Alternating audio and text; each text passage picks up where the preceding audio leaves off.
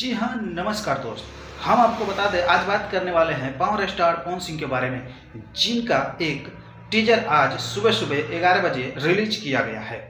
दोस्तों, सारेगामा हम भोजपुरी के यूट्यूब चैनल पर उस टीजर को रिलीज किया गया है। अभी तक आपने नहीं देखा है तो जाकर देखिएगा। पहले ये वीडियो अंत तक देख लीजिए। हम बात करने वाले हैं पावर स्टार पवन सिंह के जो गाना रिलीज होगा उसके बारे में।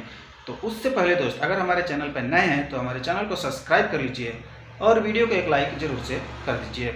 चलिए दोस्त, वीडियो को अंत तक देखिएगा और एक प्यारा सा कमेंट जरूर से कीजिएगा। चलिए हम बात करते हैं वीडियो के बारे में। दोस्तों, पावर स्टार पवन सिंह का जो गाना आने वाला है, कजरा मोहब्बत वाला, वो गाना एकदम फाड़ू है।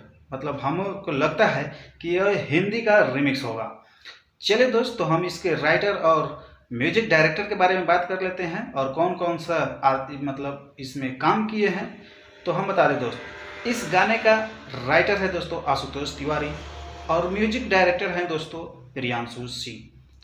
अब बात कर ले दोस्तों, इस गाने को किस किसने मिलकर गाया है। तो दोस्तों, इस गाने को गाए हैं पावर स्टार पवन सिंह और शिल्पी राज।